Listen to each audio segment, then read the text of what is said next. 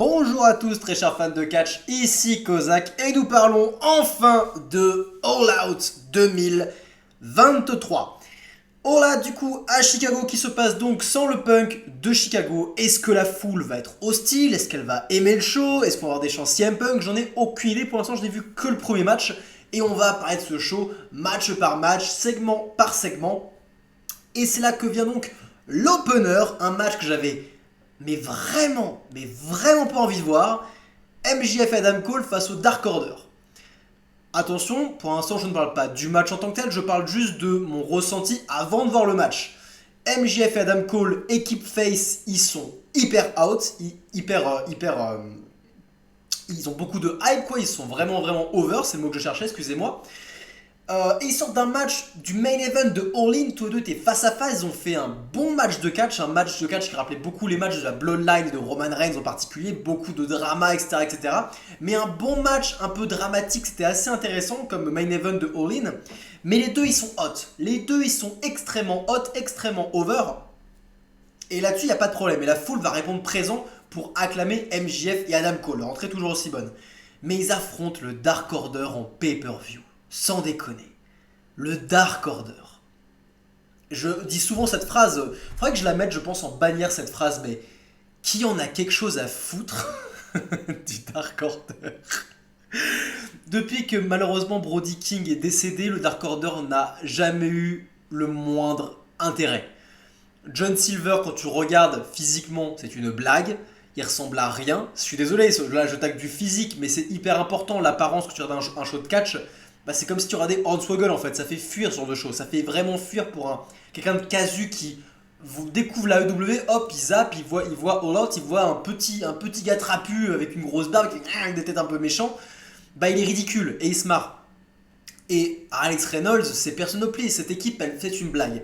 Mais, cela étant dit, le match je pense pas qu'il aurait pu mieux être booké que comme ils l'ont booké. Ils ont fait exactement ce qu'il fallait faire avec les participants qu'ils avaient dans ce match. Personnellement, je ne pense pas que j'aurais booké le match si j'avais eu le choix. Mais si on part du principe que ce match doit avoir lieu avec ces participants-là, eh bien je ne pense pas que j'aurais mieux fait. Pourquoi? Puisque ce n'était pas un match compétitif, c'est un match où Alex Reynolds et John Silver ont agi comme des gros heels, putassiers, à faire des coups de pute à chaque fois, à neutraliser MJF en agressant son coup, et ce par des biais de triche, avec l'intervention de Evil Uno à l'extérieur qui était leur manager, et des coups de chaise en plus de ça, des trucs vraiment méchants, vraiment illégaux que l'arbitre ne voyait pas. Donc ils ont pris énormément de hits, et MJF a dû être évincé. Et vu qu'MJF est évincé à cause de ses problèmes de coups qui étaient justifiés par son match à All In, donc en plus en termes de booking c'était logique, bonne construction, etc. On avait une situation où Adam Cole, qui est clairement plus fort que le Dark Order, était quand même à 1 contre 2. À 1 contre 2. Et du coup, le fait qu'il en chie, qu'on a un match compétitif qui suit, et bah c'était logique et c'était censé. Et vu que le Dark Order a pris beaucoup de hits, et ce même s'il ressemble à rien et qu'il ne dégage rien comme équipe, le fait que ça ait été construit de la sorte, la foule encourageait Adam Cole et la foule huait comme pas possible le Dark Order. Donc, ils ont les résultats qu'il fallait. Et lorsque MJF revient, alors qu'Adam Cole vient juste de faire un comeback, mais que tout est à zéro et les deux équipes sont au sol, et que MJF fait son retour, et que la foule pop qui prend le tag Adam Cole, et qui place le kangourou kick, le double close-eye, etc., bah la foule elle surréagit et c'est génial. C'est un bon match. C'est un bon match qui a suscité de bonnes réactions et les réactions qu'il fallait. Il n'aurait pas pu avoir meilleure réaction avec ce match-là présent. Donc je dois quand même dire que ils ont bien booké le match. Ils n'auraient pas pu mieux booker le match par rapport à ce qu'ils avaient sous la main. Cela étant dit, je vais quand même mettre un petit bémol parce que vu que je ne regarde plus Dynamite, je ne sais pas où on est au niveau des faces, des heels, comment c'est justifié, etc.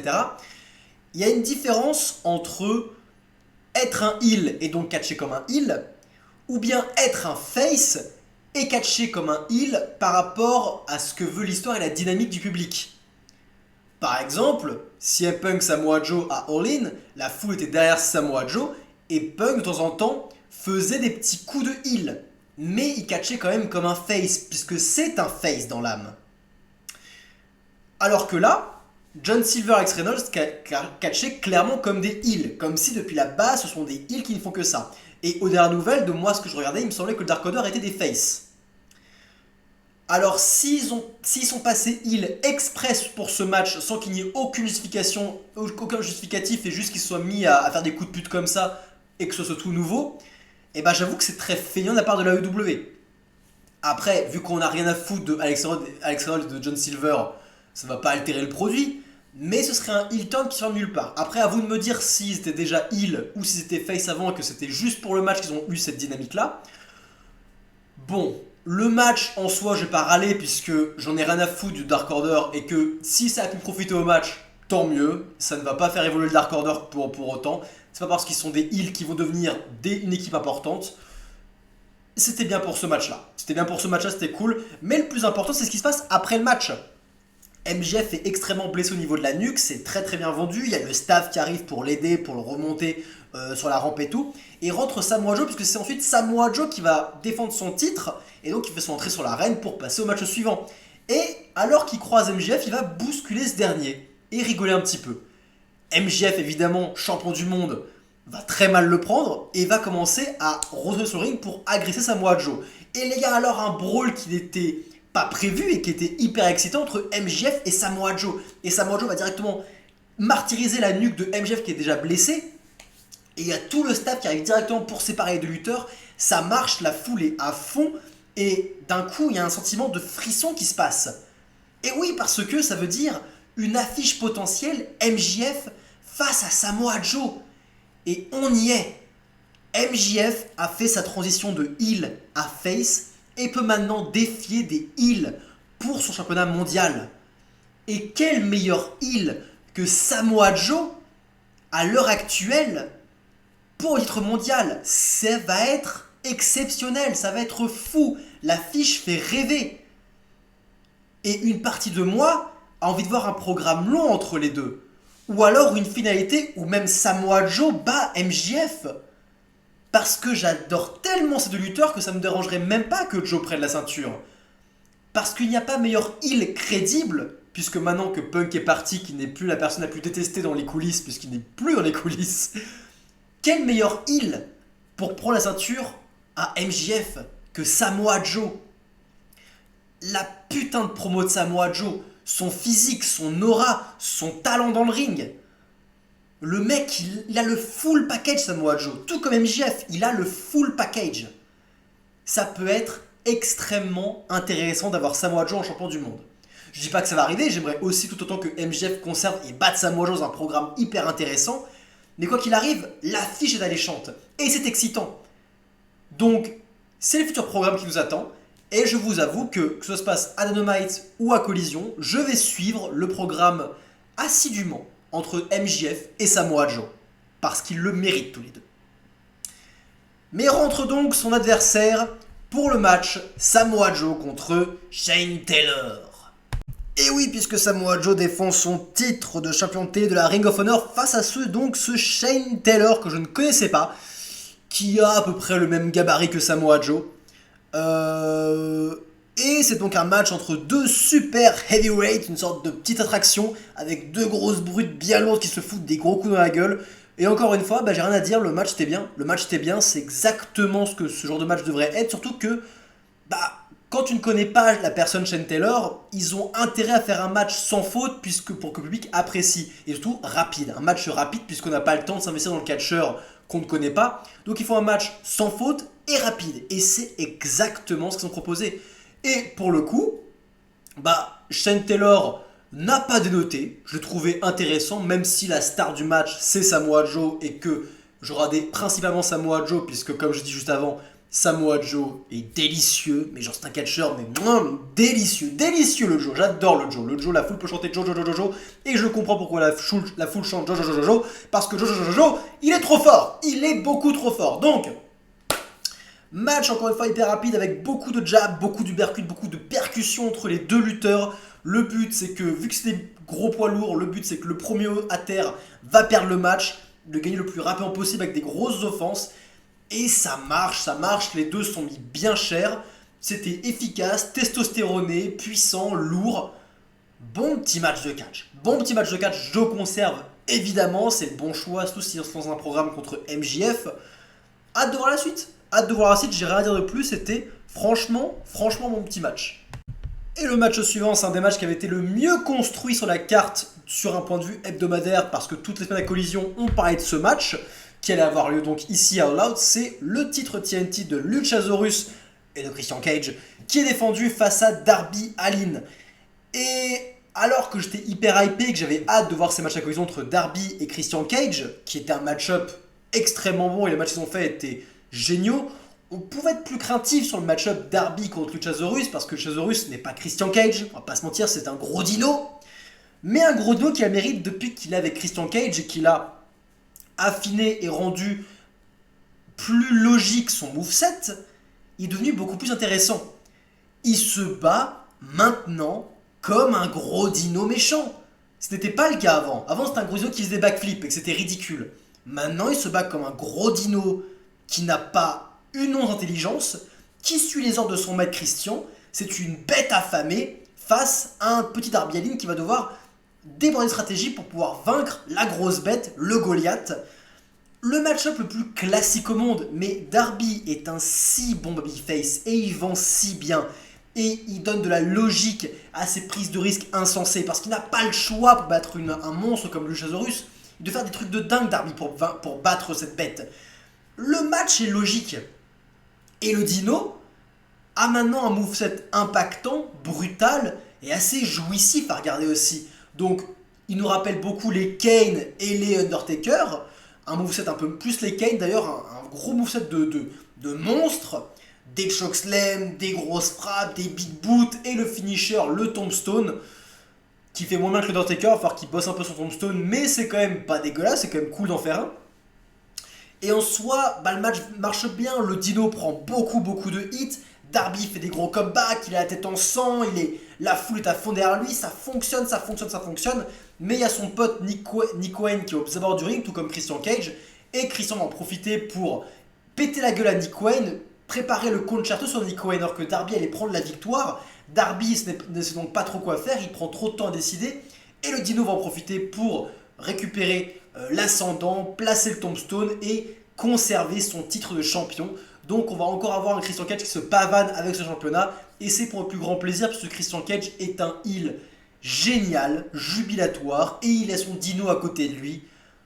Donc c'est trop bien. C'est trop bien, c'est une bonne décision, c'était un bon petit match de catch encore une fois. Pour l'instant, ce show est bon pour l'instant. Vraiment très bon, je n'ai rien à dire, c'est un bon show de catch. Bravo à Darby et bravo à ce gros dino. Ah là, disons que les matchs que j'avais envie de voir sur cette énorme carte de All Out, les quelques matchs que j'ai envie de voir, putain, ils s'enchaînent tous, hein.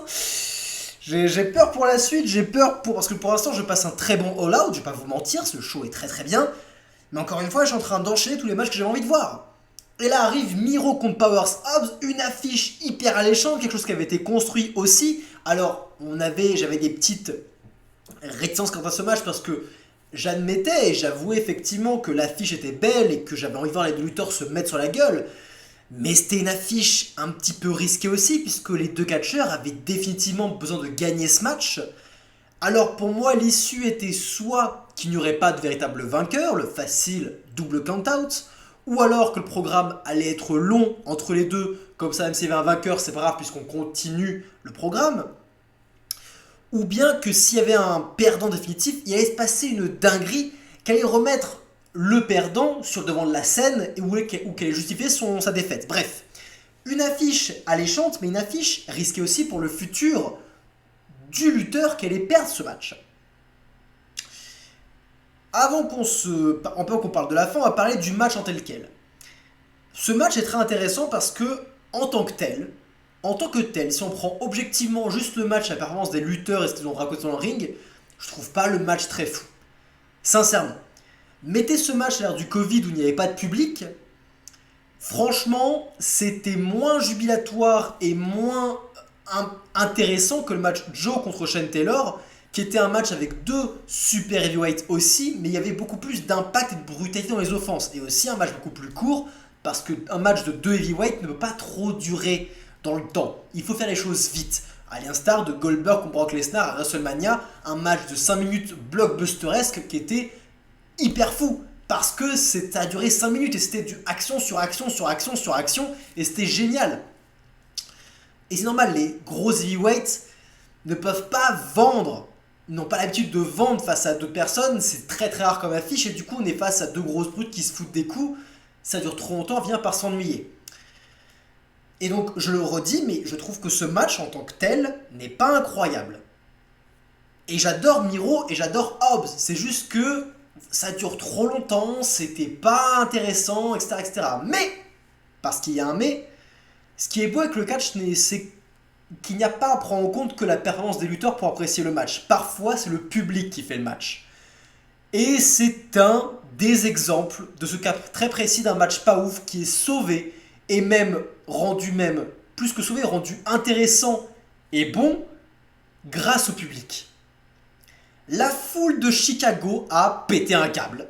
Elle s'est tapé un délire. Elle s'est tapé un délire sur la viande. On avait deux gros morceaux de viande qui s'affrontaient. Et ils ont commencé à chanter Slap that meat, slap that meat. On frappe cette viande. Quand Miro frappait Hobbs. Et puis d'un coup, le chant meat, viande, était un chant qui est intervenu tout le temps. Pour quand il foutait le moindre coup, la foule chantait meat, viande. Et c'était des situations lunaires où ils répétaient à outrance meat, meat, meat. Et c'était super drôle. C'était vraiment super drôle. Et la foule, du coup, ça n'a pas perturbé les catcheurs qui ont quand même continué à faire leur performance. Et quand Miro fait son game over, on rattrapait la foule à son ordre, la foule chantait game over et c'était derrière Miro. Et après, ils reprenaient les chants mythes. Mais en fait, la foule s'est mise à fond avec ce délire derrière ce match, sans pour autant se foutre de la gueule des catcheurs. Ils ont respecté leur travail. Du coup, on a eu un match qui a été sauvé par la foule. Donc, tant mieux, j'ai passé un bon moment devant le match, mais maintenant, il faut parler de la fin. Parce que le match avait beau être intéressant et c'est un beau cas d'école, ce qui va être le cas d'école, c'est aussi de voir qui va être le futur de Hobbs. Et j'ai l'impression que je dis ça souvent, mais le pauvre Hobbs, mais pauvre Hobbs. Qu'est-ce que t'as fait pour mériter ça? T'as dit que t'aimais bien CM Punk, t'as un des défenseurs de CM Punk, c'est pour ça qu'il traite comme ça? Ah, ça fait chier, hein, mon pauvre Hobbs. Putain, pauvre Hobbs. Hobbs, en effet, qui est donc à Collision, qui a fait un début d'année horrible, où il a gagné le titre TNT, il a perdu face à Warlow directement après, dans une affiche qu'ils n'arrêtaient pas de gagner, de perdre dans des matchs pas ouf, encore une fois, parce que les matchs heavyweight contre heavyweight, ils ne savent pas les faire correctement à la EW, et ils les font trop souvent avant de bien les fabriquer. Le pauvre Hobbs était enterré et était de nouveau a refait surface à Collision, a repris du flambant neuf, a commencé à devenir hyper dominant et de nouveau hyper intéressant. Et il doit affronter directement Miro. Il n'a pas un programme avant d'arriver à Miro, il affronte directement Miro. Qui lui aussi enchaîne les jobbers pour être sur le devant de la scène. Ils ont le même booking. Et Powers Hobbs, alors qu'il se prend la prise soumission de Miro, tape, abandonne face à Miro après un gros match. Powerhouse Hobbs, qui a exactement le même profil, un gros heavyweight que Miro, a tapé, a abandonné face à ce dernier. Et vient donc d'annoncer aux yeux du public qu'il était inférieur à Miro. Et c'est grave, puisqu'on peut perdre par soumission. Dans un programme long, par exemple. Si ce match était le 3e match et que Powers Hobbs avait tapé face à Miro, après l'avoir déjà battu avant, ça n'aurait pas été si grave. La soumission est vraiment l'acte ultime. Perdre par tomber aurait été moins grave que perdre par abandon. Là, Miro l'a soumis. Miro lui a dit « Tu es inférieur à moi ». Hobbs a abandonné.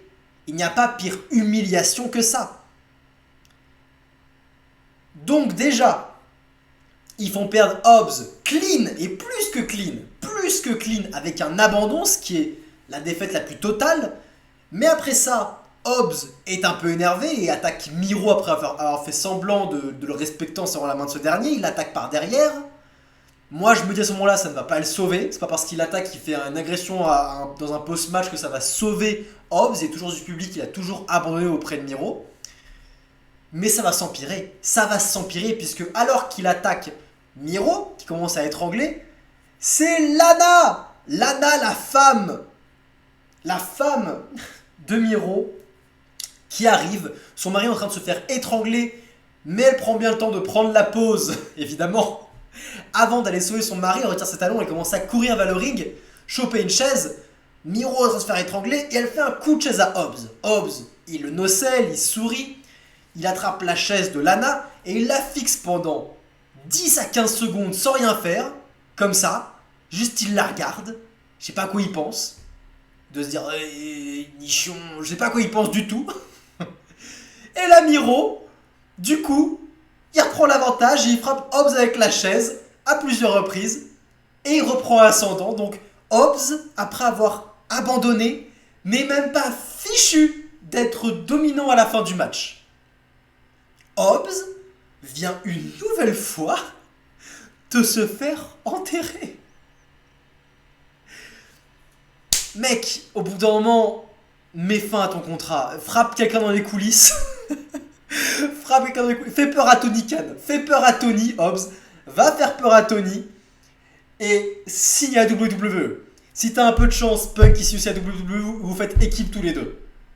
Punk sera ton manager. Il sera à la tête pensante, un peu comme Christian Eldino. Et vous allez avoir une putain de carrière à la WWE.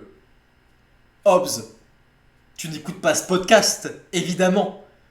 Mais j'essaie de me connecter mentalement à toi, de te donner la force de frapper quelqu'un dans les couilles et de faire peur à Tony Khan. Faut qu'il fasse le même speech à Collision. Je suis désolé, j'ai eu peur pour ma famille et pour mes amis. J'ai dû être obligé de virer Hobbs. il faut que tu reproduises ça, Hobbs. Prends exemple sur ton mentor. Prends exemple sur le Punk de Chicago et sors-toi de là. Sors-toi de là. Pauvre Hobbs. Pauvre Hobbs. Bon, Miro va continuer son programme. Il est dans un programme avec Lana parce que du coup, à la fin du match, alors que tout le monde demande à Lana, d'embrasser cette viande, kiss that meat, ce qui était très drôle aussi.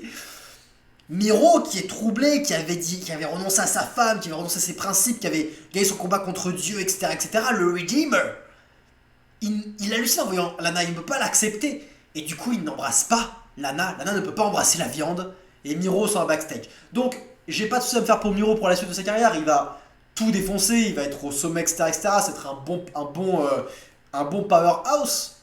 Powerhouse Miro. Il va marcher à Collision, il n'y a pas de souci. Mais Hobbs, pauvre Hobbs, il est si talentueux. Il a une gueule, il a un physique. Il est tellement prometteur, il est si jeune, il a tellement de potentiel. Ah, c'est horrible pour lui. C'est pas cool. Ils ont fait aucun effort. Franchement, il y a... Vraiment. Et est-ce que c'est parce qu'il a mis CM Punk? Je me pose la question parce que c'est pas normal. Pourquoi l'enterrer comme ça? C'est quoi l'intérêt? C'est quoi le but?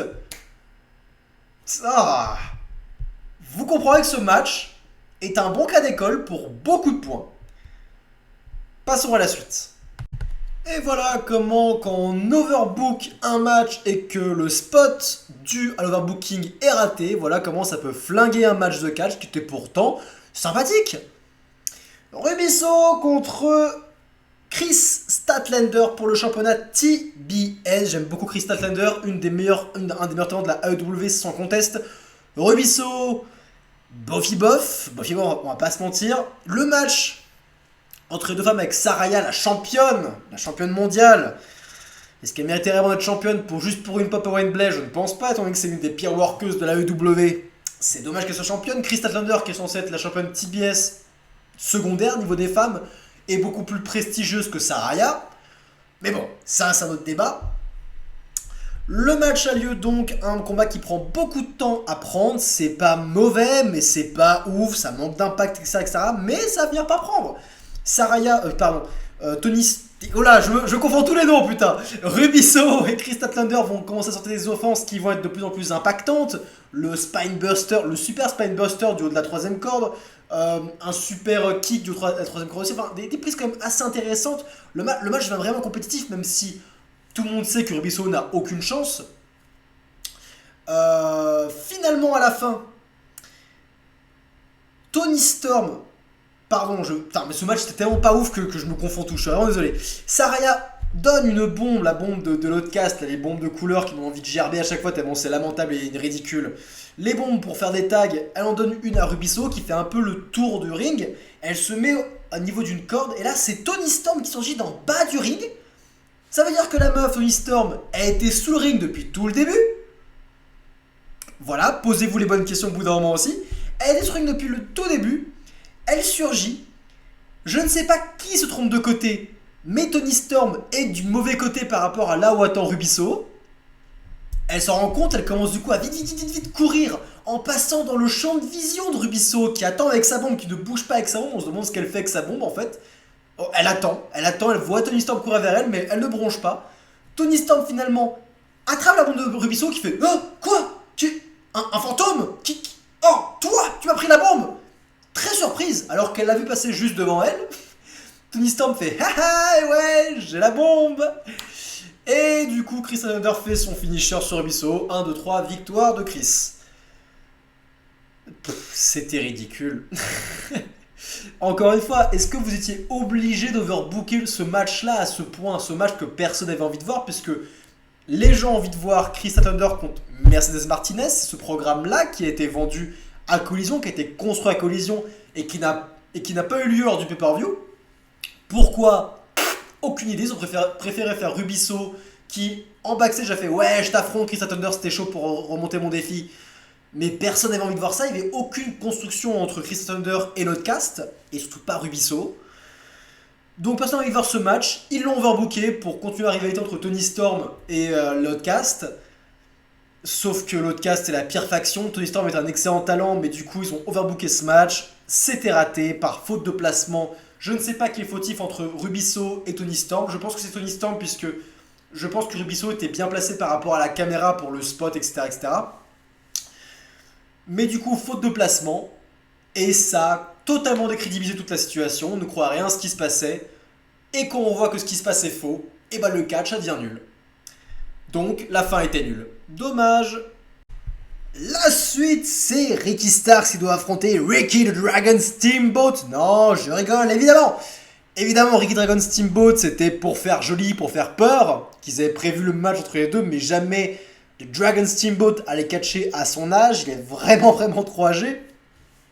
On savait qu'il allait y avoir quelque chose qui allait se passer. Et ce qui était prévu, c'était que le Punk de Chicago affronte Ricky Starks dans ce match et empêche Ricky d'affronter Ricky Steamboat.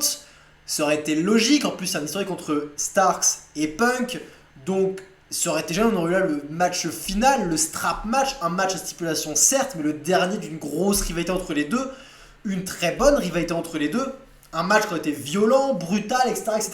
Mais du coup, le Punk de Chicago a été viré. Qu'est-ce qu'on fait?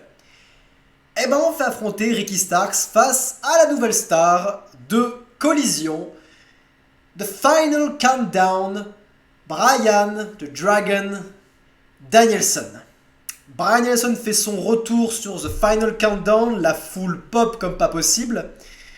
Et je suis très content de voir Bryan Danielson. Et effectivement, vu la merde dans laquelle ils se sont mis avec le renvoi de CM Punk, il faut une nouvelle star pour assurer Collision. Il faut un nouveau porte-standard de Collision. Et il faut donc la deuxième plus grosse star du show. Et oui, c'est Bryan Danielson. Surtout que Bryan Danielson jusqu'à présent, non, mais depuis qu'il est avec le BCC a été extrêmement mal utilisé. Je ne comprends toujours pas ce que foutait Danielson avec ce putain de groupe de merde. Il n'avait rien à foutre là-dedans, Danielson. C'est un immense talent qui peut apporter de très bonnes choses. Et je suis sûr qu'il a apporté de très grandes choses à Collision. Malgré mon dégoût du renvoi de CM Punk, je pense qu'il n'y a personne de mieux que Danielson pour assurer un semblant de qualité à Collision, pour reprendre le flambeau du Punk de Chicago. Il n'y a pas personne de mieux. Danielson, est meilleur dans le ring techniquement que CM Punk. Il est meilleur d'un point de vue technique. En termes de promo, il n'est pas aussi bon. Il a une excellente promo, mais il n'est pas aussi charismatique que le Punk. Mais là où il est bien moins puissant que le Punk, c'est dans l'aura, c'est dans ce qu'il représente, c'est dans son lien avec la foule, qu'il soit aimé ou détesté, ce qu'il dégage. Bryan Danielson est un immense catcheur, mais il n'arrive pas à la cheville de Punk en ce qui concerne la popularité et l'impact qu'il peut avoir sur le business. Cela étant dit, encore une fois, il n'y a personne de mieux pour reprendre le flambeau de Punk. Et je trouve ça très très bien qu'il ait remplacé Punk pour ce match face à Ricky Starks. Et ils ont fait un banger. Un excellent match de catch, un excellent match de strap match, un match avec un élastique. Les matchs strap match sont extrêmement violents, sanguinaires. Il y a beaucoup de torture dans ces matchs, faut aimer, c'est un type de match particulier. Et du coup, c'est la première fois qu'ils s'affrontent, Danielson et Ricky Starks, donc c'est dommage qu'on ait ce match à stipulation, c'est un petit peu dommage. Mais quand on sait que ça aurait dû être le match final d'une grosse rivalité, on comprend, malheureusement ils n'ont pas pu faire autrement. Donc dans ce cas-là, je vais laisser passer, il n'y a pas de souci, c'est normal, ils n'avaient pas trop le choix.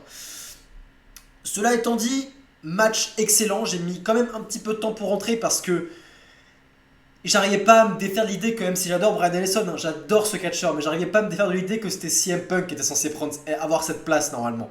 Et être dans cette condition de match hyper violent face à Ricky Stark, ça aurait été fou, avec la foule de Chicago, ça aurait été incroyable. Mais bon, j'ai donc mis un peu de temps à rentrer dedans, mais il m'a pas fallu beaucoup de temps pour rentrer dedans quand même. Parce que les deux catcheurs ont fait une performance hyper violente, hyper sanguinaire. Et c'était très bien, c'était très très bien. Ricky Dragon Steamboat au commentaire, Big Bill, petite intervention vite fait. Ricky Dragon Steamboat qui va intervenir un petit peu aussi, qui va sauver la mise de Bryan Danielson en attaquant Big Bill et Ricky Stark. C'était très cool de sa part, c'était bien, très très bien dosé. Il n'a pas pris trop de risques inutiles, juste des petits coups, c'était parfait, le bon dosage. Ils n'ont pas fait des caisses comme ils font d'habitude à l'AEW, et tant mieux. Ricky Starks a été fou, il a été exceptionnel en termes de gain de hit. Danielson, toujours aussi bon, il sait galvaniser la foule. We are going to kick this fucking head out. Ça marche toujours aussi bien. Et à la fin, du coup, Danielson soumet Ricky Starks en l'étranglant avec l'élastique, avec sa prise de finition, mais avec l'élastique en plus. Et là, il n'y a pas de triche. Là, il n'y a pas je mets mes mains sous l'élastique ou je camoufle le fait, tu ne m'étrangles pas vraiment. Non, non. Là, Bryan Danielson étranglait véritablement Ricky Starks avec l'élastique. Ça se voyait à la gueule. C'est pas du jeu d'acteur. Là, c'était clairement une vraie pression sur la gorge. Les yeux écarquillés de Ricky Starks. La tête qui devenait extrêmement rouge. C'était très violent comme image. Mais c'était hyper réaliste. Et Ricky Starks n'a pas tapé. Il a combattu jusqu'au bout. C'est un heel, certes, mais un heel combatif et un heel talentueux. Et il a fini par tomber dans les pommes. Il n'est pas diminué. En face de lui, c'est Bryan Danielson, c'est pas personne. Et en plus, il n'a même pas perdu par soumission. Contrairement, du coup, encore une fois, à Hobbs, qui lui s'est fait clairement punir face à Miro et punir par les officiels.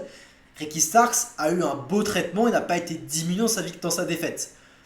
Pas de souci pour la suite de la garde de Ricky Starks. Avec Big Billy, il est entre de bonnes mains. Il va continuer à avoir un règne de heel plutôt agréable à regarder. Danielson, lui, va chapeauter Collision. Il va souvent se rapprocher de FTR, j'imagine. Va reprendre tout ce que faisait Punk. Et va aussi s'écarter du BCC. Va donc s'écarter des loustiques que j'ai plus envie de revoir à la télé. Et tant mieux pour lui. Vraiment tant mieux. Il va pouvoir se construire sur sa carrière solo et proposer de très bonnes choses. Donc j'ai hâte de voir la suite pour Danielson. Envie, curieux de voir à quoi va ressembler Collision avec Danielson en porte-étendard du show. Et voilà, c'était pour l'instant le meilleur match de la soirée, un match très très très brutal, assez marquant et franchement gros big up aux deux lutteurs parce que c'est pas facile d'être dans ce genre de match, pas facile du tout. Donc bravo à eux deux. On arrive au moment où tous les matchs du reste de la carte me font un petit peu peur, hormis un qui va arriver bientôt. Mais là clairement je vois Eddie Kingston avec le japonais qui a changé de cerveau, je sais pas quoi, j'ai pas suivi toute l'histoire avec lui mais c'est un truc débile. Face à Claudio et Wheeler Yuta, je l'ai passé, j'ai pas regardé je vous l'avoue. Le show est encore long, j'ai encore beaucoup de matchs à regarder. Le show est pas mauvais encore une fois, mais vu que je sais qu'on arrive dans la porte descendante, que j'ai pas encore vu Moxley Cassidy qui va être le putain de main event et c'est pas une blague, je préfère garder des réserves pour ne pas perdre trop de santé mentale et pas trop d'énergie physique. Donc j'ai passé ce match, j'ai aucune envie de voir ce match. Le BCC a gagné. Tant mieux pour eux, j'en ai rien à péter. Et le match suivant, c'est Kenny Omega face à Konosuke Takeshita. Le match de Dynamite qui a été bien construit. Une rivalité qui dure depuis longtemps entre Kenny et Konosuke. Avant qu'on parle du match, toujours le contexte. Kenny Omega, je ne peux pas blairer Elite si vous me suivez, si vous commencez à me comprendre. Je trouve que ce sont des... On va pas mettre d'insultes sur cette vidéo là, ce n'est pas nécessaire, mais je déteste l'élite, je déteste ce qu'ils représentent, je déteste leur philosophie, etc. Mais si on a un à sauver dans le lot, c'est bien Kenny Omega. Je ne trouve pas qu'il est très brillant intellectuellement et sa philosophie, je ne trouve pas qu'elle soit bonne, mais il sauve tout ça par des capacités athlétiques plutôt exceptionnelles et une aura qu'il a réussi à donner aux fans de catch. Kenny Omega représente quelque chose que je n'aime pas. Il représente une philosophie de catch dont je suis un peu hermétique, tout ce catch un peu New Japan, mais on va dire qu'il le représente extrêmement bien. Et peut-être ce qu'on fait de mieux niveau catch indie, New Japan, où on fait des caisses, etc. Konosuke Takeshita, quant à lui, a été repéré par Kenny Omega, et Kenny Omega a amené Konosuke Takeshita de New Japan à l'AEW. Il a amené de nombreux catcheurs de New Japan et Kenny Omega, et je ne suis pas tous d'accord, et je trouve que la plupart sont catastrophiques, n'est-ce pas Rio? Mais il faut bien admettre qu'avec Konosuke Takeshita, Kenny Omega a fait une très bonne pioche. Parce que Konosuke, la putain de sa race, qu'est-ce qu'il est talentueux ce gamin. Je rappelle qu'il était 7ème dans le classement de ESPN, il était derrière le fils du Viking, mais clairement, il devrait être tellement au-dessus du fils du Viking. Ce mec est brillant. Takeshita, c'est un catcheur brillant. Un des meilleurs de sa putain de génération. Il est excellent. Il n'a pas que le in-ring, il a aussi l'attitude. Il sait se comporter comme un face et comme un heel. Il sait très bien le faire. Le seul bémol, quelque part, c'est qu'il y a la barrière du langage, et du coup, ça va être compliqué pour lui de livrer des promos, puisqu'il ne peut pas parler anglais correctement. Mais c'est pas grave. Il a Don Callis avec lui. Don Callis s'occupe des promos. Konosuke Takeshita, c'est juste un japonais énervé qui catch extrêmement bien, qui est un très bon catcheur technique et brutal. Et une petite pute. Mais c'est pas un Dominique Mysterio, c'est pas un MJF dans ses heures où il était extrêmement heal, où je fuis, etc. Non, il est combatif, très combatif même, et il se bat extrêmement bien. Il n'est pas monstrueux, ce n'est pas un Samoa Joe non plus, c'est juste un heel, c'est un Kenny Omega heel, en gros. Techniquement, très très bon, jeune, vif, puissant, etc. Une sorte de combattant parfait, si vous voulez. Et j'adore ce catcheur. Et du coup, leur match-up rivalité qui monte, et ça fonctionne, on a envie de les voir se foutre sur la gueule. Et le match est vraiment très très bon. Vraiment très très bon. De très bonnes enfances. On a vu le meilleur de Kenny Omega et le meilleur de Konosuke Takeshita. Je vais quand même évacuer le seul spot que je n'ai pas aimé. Enfin, non, il y a deux spots que je n'ai pas aimé. Le premier étant le moment où Don Callis profite que l'arbitre est détourné pour empiler des chaises sur le torse de Kenny Omega qui est au sol à l'extérieur du ring. Et du coup, l'arbitre ne voit pas ça. Et Konosuke va donc faire un salto sur les chaises qui sont sur Kenny Omega. Quand tu regardes ça, je suis en mode pourquoi ?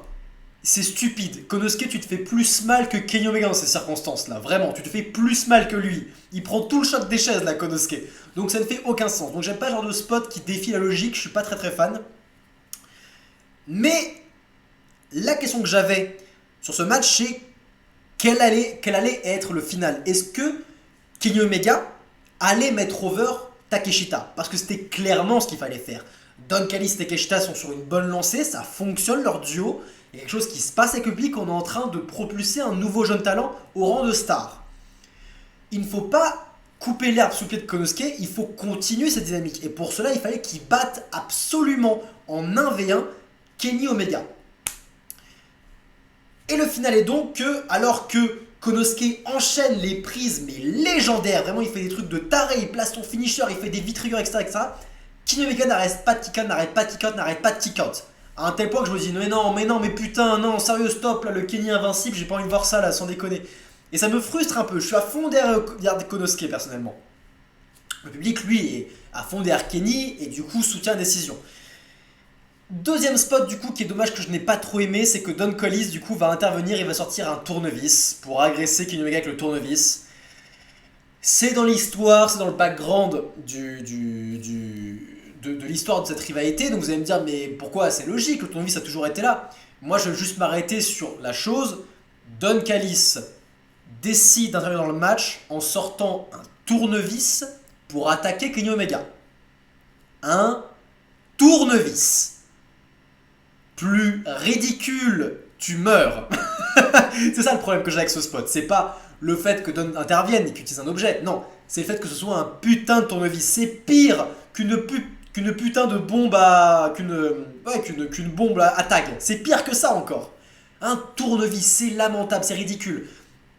Parce que tu lances une rivalité avec un objet qu'il faut garder cet objet jusqu'à la fin. C'est juste débile, mais bon. Passons. Il plante le tournevis dans le ring. À un moment...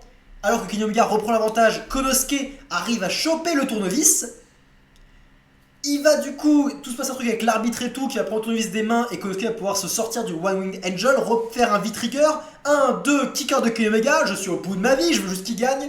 Là, il descend ce genouillère pour faire encore un V-Trigger sur Kenny Omega pour la victoire cette fois-ci. Victoire donc de Konosuke Takeshita. Kenny Omega a bien mis over Konosuke.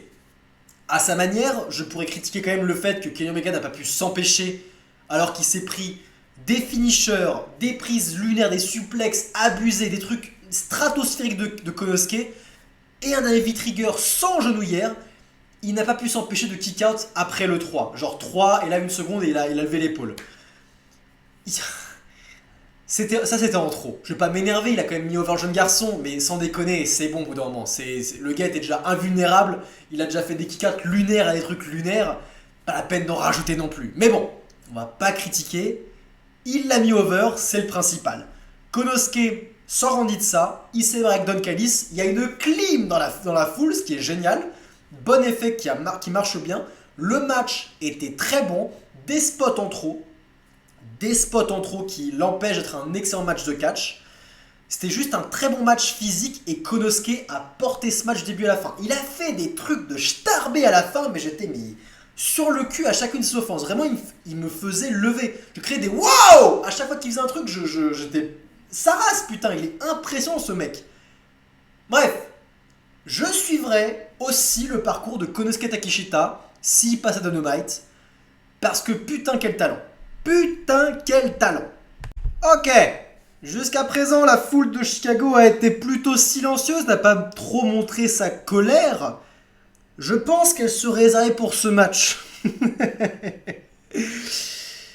Bullet Club Gold, Jay White, le Jude Robinson et les Guns affrontent FTR, champion par équipe, ainsi que les Young Bucks. Et mon dieu, Chicago a donné un accueil aux Young Bucks jubilatoire. Ils se sont fait huer le cul, mais c'était bon.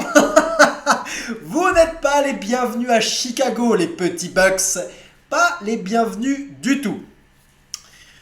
Bon, avant quand même qu'on rentre dans le vif du sujet, ce match, il y a tellement de choses à traiter. On va commencer par le cœur du problème. On va très bien parler du match en tant que tel. Le match, à mon avis, était sympa. Voilà, sympa sans plus. C'était trop le chaos dans le ring. Il y avait trop de monde dans le ring. Donc il y avait trop de symétrie. Ça, c'est le truc des Young Bucks. C'était pas mauvais pour autant. Jay White, Juice Robinson, FTR sont très très bons. Les Guns aussi. Le match, c'est sympa, bien sûr. On va parler de tout ce qui entoure le match. Tout ce que ça représente. Il y a beaucoup de choses à parler en fait. Est-ce que vous vous rendez compte qu'on est à All Out 1 an après les événements de Brawl Out? Après l'affaire CM Punk contre l'Elite, CM Punk proche de FTR, vous vous rendez compte que pendant 1 an, on a parlé que le dream match de la putain de compagnie serait CM Punk et FTR contre Kenny Omega et les Young Bucks. On en a parlé et reparlé et reparlé. Le dream match s'avérait être mort puisque les Young Bucks ne voulaient pas travailler avec CM Punk. Quand j'ai Young Bucks, c'est tout l'Elite en fait, ne voulaient pas travailler avec CM Punk. C'est leur problème, ils ont voulu enterrer le business, pas faire le dream match que tout le monde voulait voir et le match qui aurait pu faire bouger les audiences encore comme pas possible, faire parler d'AEW auprès de la sphère catchesque mondiale. Des fans de WWE qui ne voient pas l'AEW auraient pu entendre parler de ce match. Parce qu'encore une fois, on a envie de voir ce match. Tout le monde, même ceux qui n'aura pas la EW, sont au courant que CM Punk et Elite étaient en conflit et qu'aurait pu avoir ce match. Ils n'ont pas fait. Par contre, ce qu'on propose maintenant, c'est que FTR et les Young Bucks font équipe, ensemble, pour affronter un ennemi commun. Ah bon? C'est tellement du fou, ça me déprime. Rien que le fait de penser à ça, ça me déprime. Je sais pas si FTR... Enfin, FTR, ils savent très bien ce qui se passe. Ils savent très bien que putain, ils auraient pu faire un banger, un match qui aurait marqué l'histoire. Et à la place, ils se retrouvent à faire équipe avec leur ennemi. Avec les gars qui sont responsables du départ de CM Punk qui, lui, était leur vrai, véritable ami. Vous vous rendez compte de l'ironie de la chose, à quel point, quand je vous dis dans la vidéo, quand je vous ai parlé de la vidéo du renvoi de CM Punk, qu'il n'y avait que quelques vainqueurs cette histoire, et les principaux vainqueurs c'était l'élite. Et à quel point ça se ressent dans ce match, une foule de Chicago à l'unisson qui les eut comme pas possible. Mais pourtant, l'élite est victorieux et l'élite jubile, les Young Bucks jubilent de cet accueil. Parce qu'ils sont en train de faire équipe avec FTR.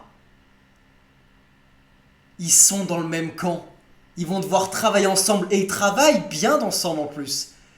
Les Young Bucks vont faire des prises de FTR, FTR vont faire des prises des Young Bucks. C'est jubilatoire pour eux.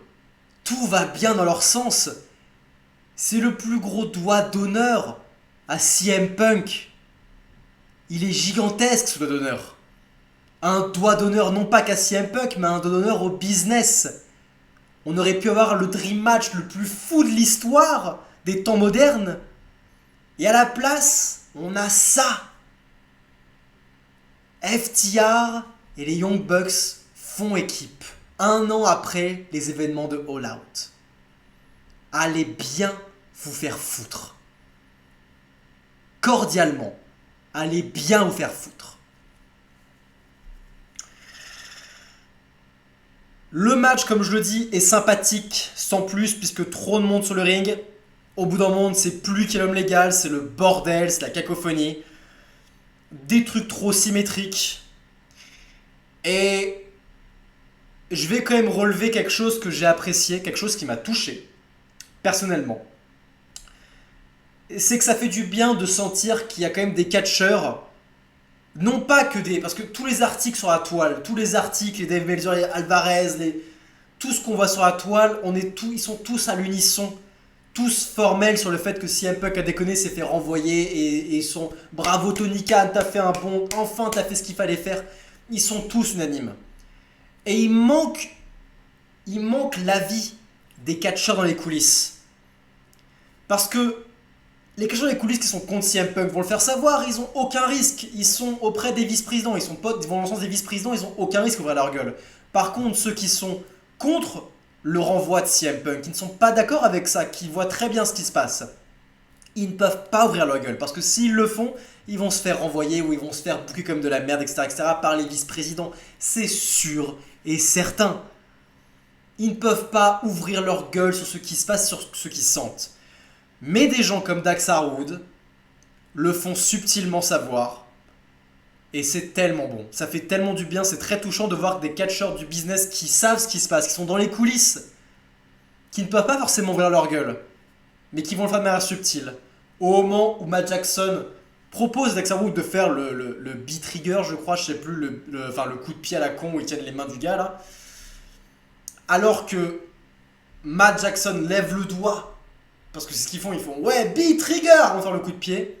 Dax Harwood regarde sa montre, une montre invisible, il regarde sa montre. C'est le mouvement que fait CM Punk lors de son entrée, It's Clobbering Time. Je reste fidèle à mes principes, je suis Dax Harwood, je fais équipe à cette petite merde, mais je reste fidèle à mes principes, je suis de ton côté Punk, et je te respecte et je te rends hommage dans ta ville natale, là où tu ne peux pas catcher, parce que tu t'es fait virer, c'est honteux. Je te rends hommage comme ça. Ça m'a véritablement touché, mais genre véritablement. Ça m'a fait du bien de voir ça. J'étais... Putain, c'est cool. C'est très très cool. C'est un petit détail, hein. Mais de cette manière-là, encore une fois, cela vous prouve, peut-être que Dax Harwood, c'est pas la vie plus objective, il était proche de Punk, évidemment, c'est un ami à Punk. Mais ça fait du bien de voir des gens dans les coulisses, des gens à l'écran, être de son côté, et du coup être aussi du mien, et du vôtre principalement, ceux qui suivez cette chaîne, et qui êtes abonnés, principalement dans l'ensemble, vous êtes aussi de ce côté-là. Ça fait du bien de voir ça. Ça fait beaucoup de bien de voir ça. Le final a lieu, mise en tente entre l'élite et FTR. Et Nick Jackson n'arrive pas à sauver Cash Wheeler à temps qui se prend le finisher de Jay White. Et Austin Gunn fait le tomber. Petit big up aux Guns qui ont l'air de prendre de la masse musculaire. Et plus ça avance, plus il ressemble à des catcheurs un peu énervés. Et j'aime beaucoup ça. Ils commencent vraiment à avoir de plus en plus de gueule. Donc gros big up à eux, ils sont entourés de bonnes personnes. Bullet Club Gold, c'est une bonne équipe. Dans l'ensemble, c'est une bonne faction, on va dire. Ça marche très très bien, donc j'aime beaucoup ce quatuor. Ils sont très très cool, ils ont une bonne dynamique, une bonne alchimie ensemble. Et donc les heels ont la victoire parce que les faces ont été dans la Discord dans la mise en tente. Est-ce que ça signifie que le FTR contre les Young Bucks c'est pas terminé? On a scandé ce match pendant des années, hein. Le Dream Match on a scandé pendant des années, il n'est jamais arrivé. Et au moment où on ne veut plus le voir, il arrive et il semble tirer la corde en mode allez on continue, on le fait maintenant que Punk n'est plus là, on peut y aller, on peut faire ce match qu'on a tous envie de voir. C'est puéril encore une fois, c'est toujours puéril. C'est eux qui sont libres de leurs décisions, j'espère juste que ça va s'arrêter. Que les Bucks restent à Dynamite, que FTR reste à Collision, qu'on ait au moins un show regardable, ça peut être. Ça serait bien, ce serait ça qui serait cool en tout cas. Bref. Ah putain, si, j'ai oublié de mentionner un truc, évidemment. Donc, un match sympathique sans plus, et donc, comme vous le savez, c'est donc la foule qui a porté l'intérêt de ce match, puisque ce qui était intéressant au final de voir dans ce match, c'est de voir les Bucks se faire huer, c'était ça le truc le plus intéressant du match. Mais encore une fois, ça cristallise tout ce que je vais vous dire. Regardez comment des pros du business gèrent, en tant que face, des pros du business face vont gérer une situation où ils se font huer comme pas possible par la foule qui ne veut pas les voir. Les deux exemples les plus récents, ce sont donc les Young Bucks à Chicago et CM Punk depuis son retour. Comment CM Punk gérait une foule hostile alors que lui était un face? C'était jubilatoire aussi de son côté de voir ça, il s'amusait comme un petit fou. Et bah, on prend le temps, on n'en fait pas des caisses, on rend hommage à Hulk Hogan, on fait ses signes iconiques, ce qui énerve encore plus la foule, on imite même John Cena aussi. Et on n'en fait pas des caisses, juste un simple signe et la foule s'énerve. Et tu jubiles intérieurement. C'est fait par un pro, c'est subtil, c'est fin, c'est léger, c'est beau à regarder. Et comment un gamin attardé, un vice-président attardé gère la situation, un Young Bucks? Comment un Young Bucks gère la situation? Putain, je fais des mouvements comme ça, j'en fais des caisses, je bouge de partout. Je suis trop content. Et je fais le mouvement avec ma bite comme ça, là, je ken. Waouh! C'est pathétique, c'est 10 fois trop. C'est 10 fois trop. C'est gênant, mais vraiment gênant. Temporisez-vous, bande de gamins. On dirait des gosses, là, ils courent partout, ils sont là à faire des roulades partout, là. Des gamins. Putain, calmez-vous, là, je vous fous dehors, je vais vous punir. Vous me cassez les couilles. Je vais vous punir, je vous fous dans le placard. Je ne suis pas père. Je ne suis pas parent, ne vous inquiétez pas. Je ne maltraite personne, je suis jeune. C'est une blague. Mais putain, ce sont juste des putains de gosses. Voilà comment un pro gère la situation, et voilà comment des gamins gèrent la situation. Qui a été viré? Le pro, qui est encore sous contrat et est diffusé à la télé nationale, les gamins. Le problème, c'est QFD. Putain. Et nous voilà enfin au main event. Et c'est pas une blague, mais Tony Khan a booké la parodie contre la blague dans le main event. Jon Moxley vs Orange Cassidy pour le titre international, un titre dont on n'a rien à péter, qui était porté par une blague. Orange Cassidy, un gimmick pourri qui humilie le business. Je bats les mains dans les poches et mes adversaires ne se défendent pas ou font quoi que ce soit pour ne pas me laisser faire, battre les mains dans les poches. Bref, un gimmick minable. Que les fans de catch de niche trouvent ça hilarant et génial à suivre. Oh, Orange Cassidy, un fighting champion, le Seth Rollins de la AEW, etc. Face à lui, Jon Moxley, un catcheur qui s'est libéré de la WWE, qui a pu enfin être libre et s'exprimer à travers le catch hardcore qu'il aime tant et qui est devenu une parodie de lui-même. Le son partout, j'adore, les castagnes, badass, je vends pas, ouais. Une parodie de lui-même. Ces deux catcheurs se retrouvent dans le putain de main event. Ça va être compliqué, du moins c'est ce que je pensais. Que ça va être très compliqué. Ils ont fait le choix de suivre la voie de Moxley plutôt que la voie de Cassidy. C'est pas pour me déplaire. Quitte à en préférer un par rapport à l'autre, je préfère qu'on ait un match à la Moxley qu'un match à la Cassidy. Je dis pas que ça va être grandiose, mais au moins c'est ça. Donc, match à la Moxley oblige. On ne fait pas de trucs, on ne se laisse pas faire quand l'adversaire commence à avoir les mains dans les poches et faire les faux coups de pied. Donc directement tabassage, je te mets à l'extérieur, je te mords, hop tu saignes, allez c'est parti tu saignes. Alors c'est bien beau, en plus il s'est bien coupé l'Orange Cassidy, il a fait une belle coupure pour bien saigner et tout le long c'était plutôt impressionnant la quantité de sang qu'il a perdu. Le problème c'est que j'aurais été choqué si de 1 ce n'était pas la troisième fois qu'on voyait du sang depuis le début du show. Darby Allin, puis le strap match, puis enfin le main event, 3 fois du sang dans le même show, donc je ne suis pas surpris ni choqué d'en voir. Et deuxièmement, je serais aussi surpris s'il n'y avait pas du sang dans tous les putains de matchs de Jon Moxley. Ça participe aussi à rendre la chose choquante. Donc, Orange saigne, tant mieux pour lui, j'ai envie de lui dire, mais j'en ai rien à péter. Ça va pas rendre le match plus intéressant. Mais au moins, le sang a créé quelque chose. Le sang a forcé Orange Cassidy à essayer de catcher. Et ça c'est beau. Non, je suis méchant. Il a catché, c'est rare de le voir catcher, donc je dis essayer pour le tacler un peu. Je vais juste dire ceci. Si Orange Cassidy n'avait pas ce gimmick à 2 balles, et qui depuis le début aurait catché comme il a catché ici, il aurait fait des progrès. Et il serait devenu peut-être intéressant. Le problème c'est que vu qu'il tient ce gimmick à 2 balles depuis le début, et bah quand il va faire des choses basiques, il a beaucoup de mal. Ce qui était surprenant est la valeur apportée, la valeur de qualité du match, le fait que Orange Cassidy n'a jamais été autant mis dans la panade, n'a jamais autant galéré dans un match, et être obligé de vendre et de catcher pour de vrai. Donc ça c'était unique et ça fait du bien à voir. Le problème c'est que le mec n'est pas entraîné pour les basiques. Et quand je dis les basiques, c'est par exemple avoir des yeux de détresse dans un main event quand ton adversaire te enchaîne plusieurs prises de soumission, que t'es plein de sang et que t'as la tête qui va exploser, que t'es prêt à abandonner. Ce genre de choses élémentaires que tu apprends au fur et à mesure de ta carrière. Et quand tu es dans le main event, tu es censé maîtriser ces choses. Et quand tu te prends une prise de soumission extrêmement dangereuse de Jon Moxley qui a fait taper plus d'une personne, et que tes yeux n'expriment absolument rien, et bah c'est que tu n'étais pas prêt. Et ce n'est pas assez. Et ça ne marche pas, du coup on ne croit pas à ce qu'on voit. Quand Jon Moxley porte la prise de soumission, je ne vois aucune détresse. Je vois un mec en sang qui est genre...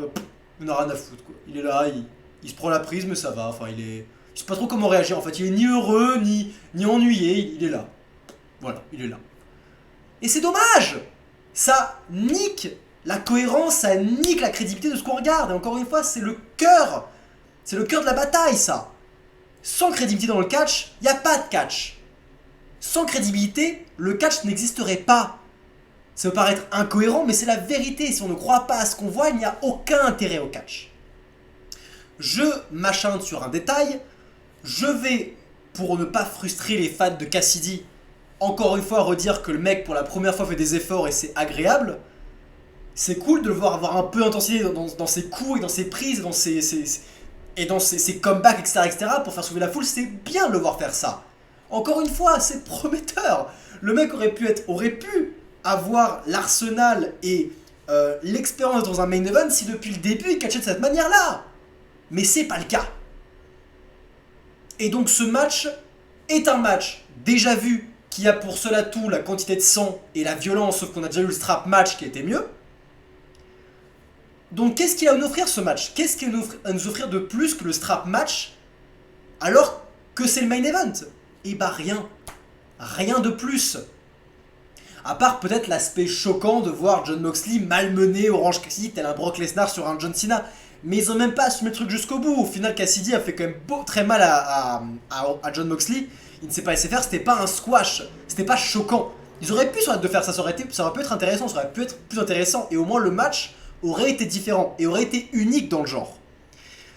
Là, c'est juste un moins bon match que le strap match qui a eu lieu 1 heure avant. Dans le même style. Fait par des catcheurs moins expérimentés et moins bons sur le ring. Jon Moxley fait beaucoup de choses qui ressemblent à rien. Orange Cassidy, pour être over, avait déjà volé le Superman Punch de Roman Reigns et va maintenant voler son spear. Il fait littéralement le coup fatal de Roman Reigns. Superman Punch sur un Irish Whip. Enfin, je couvre les cordes pour faire un spear. C'est littéralement le finisher de beaucoup de matchs de Roman Reigns. Le mec, il en a rien à foutre, il prend l'arsenal du meilleur catcheur au monde. Enfin, au meilleur catcheur au monde, je veux dire par là, le plus populaire et le plus sacré, on va dire. Le mec, sans déconner, t'es pas Roman Reigns, Cassidy. T'es pas Roman Reigns. Tu peux prendre des légendes, des gens sur le roster actif, c'est un peu moyen quand même, on va pas se mentir. Donc, même sur le finisher de Roman Reigns, il n'arrive pas à battre Jon Moxley. Jon Moxley finit par terminer Cassidy avec son DDT, il le fait 2 fois parce que Cassidy est tellement badass qu'il arrive à se relever et plein de sang et tout, il fait un double fuck à Moxley. Moxley termine, Moxley est maintenant le champion international après ce run légendaire d'Orange Cassidy qui ne rimait à rien, qui n'apportait rien, qui n'élevait personne à part lui-même. Et est-ce que ça l'a vraiment élevé? Non, puisque c'est une blague. Peut-être que ce match l'a un peu élevé, peut-être que maintenant il va avoir quelque chose qui va se passer au cerveau, un switch dans sa personnalité, il va devenir sérieux, il va arrêter de faire le mec qui a les mains dans les poches. Mais en même temps, c'est comme ça qu'il a bâti sa carrière et c'est pour cette raison que beaucoup de fans attardés l'aiment. Donc, est-ce qu'il y a raison de changer? Je ne sais pas. Allez, sois cool et essaie de nuancer, d'apporter une évolution. Ton personnage ne change pas totalement, mais apporte une évolution, sois peut-être plus sérieux. Fais-en moins des caisses. Et apprends à vendre des putains de prises de soumission, ce serait bien. Le pire choix de main event, c'était pas aussi nul que ce que je pensais que ça allait être, mais franchement, c'était pas terrible. Au final, un show all out quand même mieux que prévu, des hauts, des bas, des bonnes personnalités élevées. Il n'y a pas eu de match catastrophique, enfin du moins j'ai pas vu Eddie Kingston et Shibata contre le BCC, donc peut-être que c'était un match catastrophique, je n'ai aucune idée, je me le suis évité. Pas de match catastrophique, mais pas non plus de banger total. Des bons petits matchs par-ci par-là et des matchs beaucoup plus mauvais et qui font questionner les choix de booking. CM Punk nous manque, mais Chicago était quand même contente. C'était tout, c'était Kozak. Prenez soin de vous, bande de fans de catch.